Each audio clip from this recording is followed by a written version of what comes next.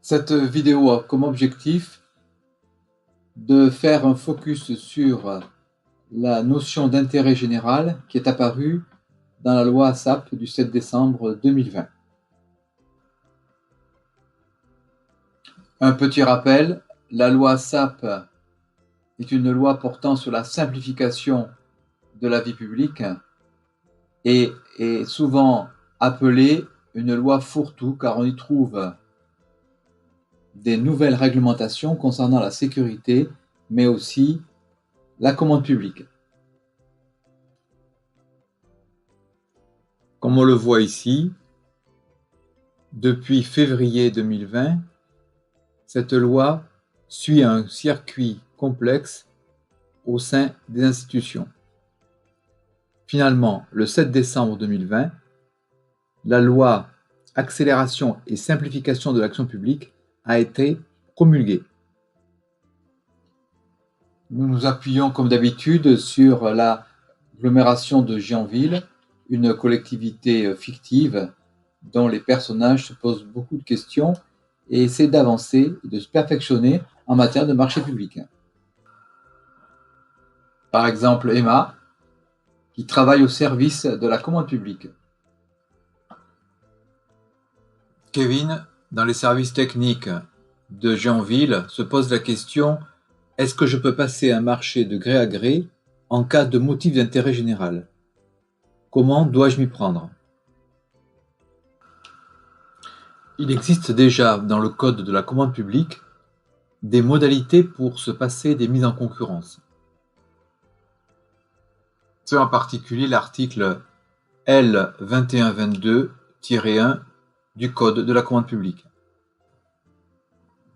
La loi ASAP a compliqué et modifié les modalités puisque on a la possibilité de conclure certains marchés en cas de difficultés économiques du secteur dans lequel on veut acheter.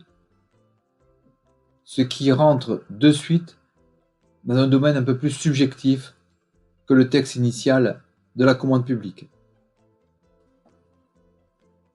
A priori, ces nouveautés de la loi ASAP visent à renforcer l'économie locale en facilitant pour les petites entreprises en particulier, voire les très petites, les modalités pour répondre à un marché, pour avoir un marché.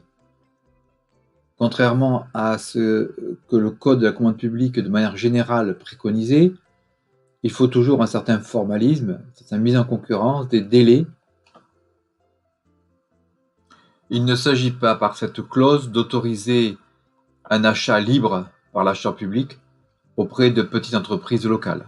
Cela remettrait le localisme en légalité, ce qui n'est pas le cas, et il est toujours interdit de contractualiser directement avec des petites entreprises locales. Cependant, il y a une ouverture en cas de justification économique. Ryan du service technique se pose la question: comment faire pour utiliser cette clause? En fait, il faut la justifier de manière plus globale que le marché lui-même. Et probablement, on verra comment le décret pourra décrire cette situation, mais il s'agira sans doute de faire une étude sur le contexte actuel pour justifier cette modalité.